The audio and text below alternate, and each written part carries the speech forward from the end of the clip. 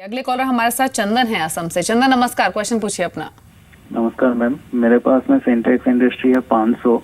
हम ये जनवरी लास्ट से हम होल्ड कर रहा है, लेकिन इसमें हमको कुछ बेनिफिट ही नहीं हो रहा है। सिंटेक्स इंडस्ट्रीज की आप बात कर रहे हैं? जी मैम। ठीक है, आप कमेंट्स दिलवा देते हैं। गौरव, क्या करना चाहिए सिंटेक्स इंडस्ट्रीज? हालांकि लॉन्ग टर्म पर्सपेक्टिव से तो ज़्यादातर एक्सपर्ट्स काफ़ी कंफर्टेबल हैं इस शेयर के साथ, लेकिन 2014 में एक स्ट्रॉन्ग परफॉर्मर रहा है ये शेयर। उसके बाद से एक लैकलस्टर परफॉर्मेंस 2015 में और 2016 की शुरुआत में भी रही है।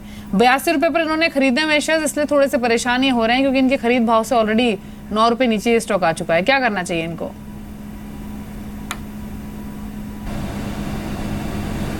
देखिए, हमारे हिसाब से ये पहले, अगर जैसा कि आपने बताया कि अगर आप पहले से इसका ट्रैक रिकॉर्ड देखते हैं तो काफ़ी अच्छा ट्रैक रिकॉर्ड कंपनी ने दिखाया है, बट हाल ही के अंदर कुछ क्वेश्चन मार्क्स नज़र आ रहे हैं। थोड़ी सी स्लो परफॉर्मेंस दिख रही है फाइनेंशियल्स के अंदर भी। जो ग्रोथ है वो थोड़ी सी सबड्यूड होती हुई दिखाई दे रही है। सो हमारे को ये नहीं लगता कि आगे आने वाले साल के अंदर बहुत तेज़ी से ये स्टॉक बढ़ना चाहिए, सबड्यूड परफॉर्मेंस ही रहेगी। सो रिकमेंडेशन ये रहेगी, अगर आपको आपके लेवल्स मिलते हैं, अगर जैसे अगर थोड़ा सा अगर बाउंस बैक मिलता है तो आपको वहाँ से एक बार आपको निकल जाना चाहिए स्टॉक के अंदर। लॉस बुक करने की रिक्वायरमेंट नहीं है, बट बहुत लंबी आपको तेजी स्टॉक में नजर आ जाए आगे आने वाले एक साल में, ये हमारे को अभी नजर नहीं आ रहा है। जी, अगले कॉलर हमारे साथ हैं सरोज, हिमाचल प्रदेश से। सरोज नमस्कार, सवाल पूछिए अपना। नमस्कार, देखिए मेरे पास 200 शेयर अरविंदो फार्मा के हैं एट द रेट ऑफ 850। ठीक और है, 200 शेयर परसिस्टेंट सिस्टम के हैं एट द रेट ऑफ 820। ठीक है। तो ये दोनों शेयर अभी गिर रहे हैं। मुझे एडवाइस चाहिए कि मैं लॉन्ग टर्म इन्वेस्टर हूँ। लॉन्ग टर्म ठीक है। Mean long term years, not months. Krunal long term investor हैं। अरबिंदो फार्मा 850 की खरीद है, पर्सन सिस्टम 820 पर इन्होंने शेयर्स खरीदे हुए हैं। दोनों स्टॉक्स में इनको नुकसान हो रहा है, क्या करें अभी? देखिए सरोज जी, सबसे पहले तो परसिस्टेंट सिस्टम के अंदर आप डेफिनेटली बने रह सकते हैं। एक हायर टॉप हायर बॉटम का फॉर्मेशन भी इंटैक्ट है और ओवरऑल जो चार्ट स्ट्रक्चर है short term as well as long term दोनों ही काफ़ी ज़्यादा बुलिश है। तो मैं नहीं समझता कि यहाँ पे परसिस्टेंट सिस्टम के अंदर चिंता का कोई विषय है। हालांकि ऑरो फार्मा में जिस तरीके का एक फॉर्मेशन हुआ है और ज़्यादातर फार्मा काउंटर्स के अंदर ये देखा गया है कि एक रिवर्सल पैटर्न्स ज़्यादातर फार्मा काउंटर्स के अंदर देखने को मिली है, और कहीं ना कहीं मैं समझता हूँ कि ऑरो फार्मा के अंदर भी ये विजिबल हो सकता है आने वाले समय के अंदर। तो मेरी सलाह यही होगी कि ऑरो फार्मा के अंदर से आप एक बार निकल जाइए। यदि आपको फार्मा सेक्टर के साथ जुड़े रहना है तो बायोकॉन उसमें से मैं एक समझता हूँ कि ये एक आउट परफॉर्मर हो सकता है जो आपको आने वाले 3 से 4 साल में, जो कि आपका एक टाइम होराइजन भी है, उसमें काफ़ी ज़्यादा अच्छा रिटर्न डिलीवर करके दे सके। तो मेरी सलाह यही होगी कि ऑरो फार्मा से आप एक बार बायोकॉन के अंदर स्विच कर लें।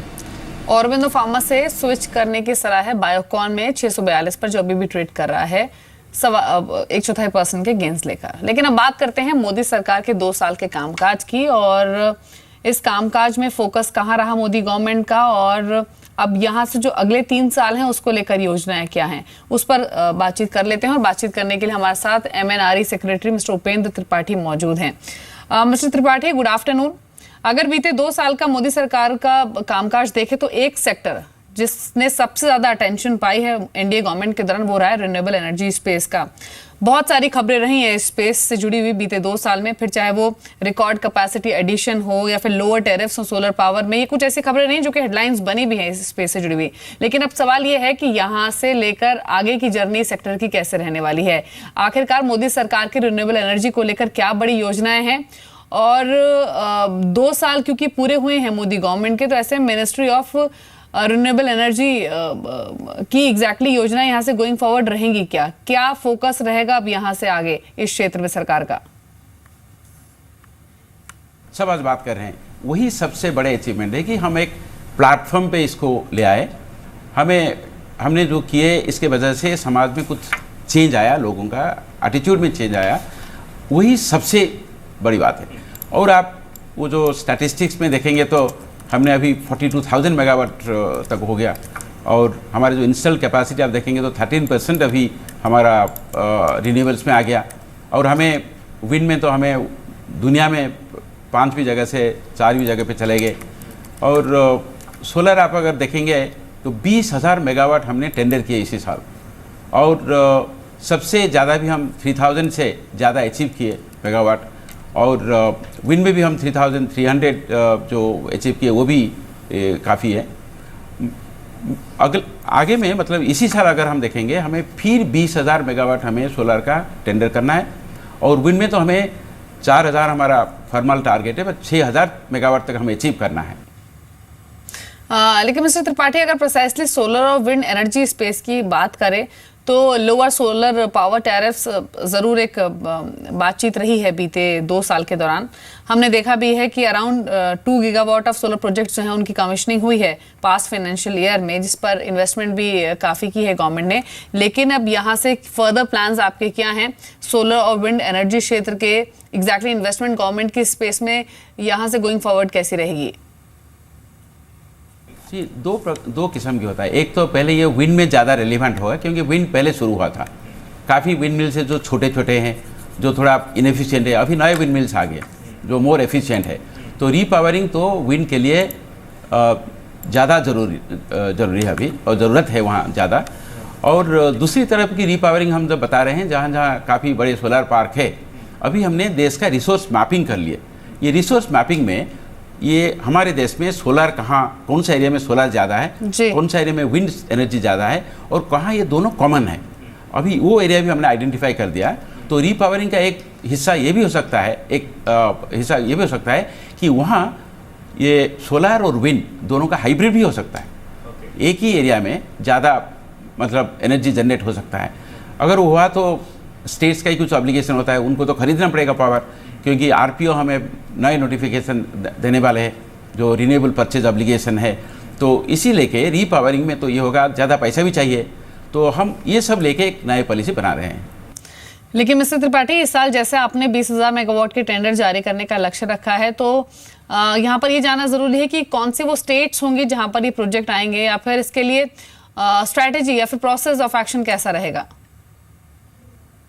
जैसे तो हमें पिछले साल जो 19,000 20,000 मेगावाट हम जो टेंडर किए वो प्रोसेस अभी चल रहा है, मतलब काम शुरू हो गया।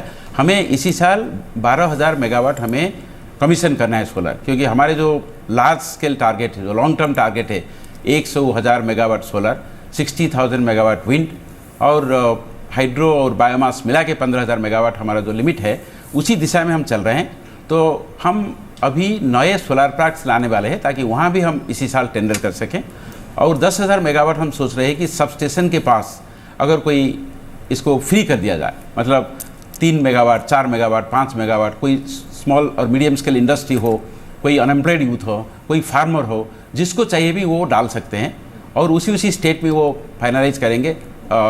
एक FIT वो स्टेट्स देंगे, ताकि कुछ हद तक हम इसको फ्री कर देंगे। अभी क्या हो रहा है कि हम टेंडर करने पर ही लोग आते हैं, हम सोच रहे हैं एक पोर्शन में टेंडर से निकाल के उसको हम बाहर डाल सकते हैं, ताकि ओवरऑल ये बड़ा इंक्लूसिव होगा और छोटे छोटे इंडस्ट्री पार्टिसिपेट कर पाएंगे। उसीलिए हम अभी काफ़ी कैबिनेट रोड्स बना के कैबिनेट पे जा रहे हैं, और सब क्लियर होने के बाद हम 20,000 इसी साल में टेंडर करेंगे।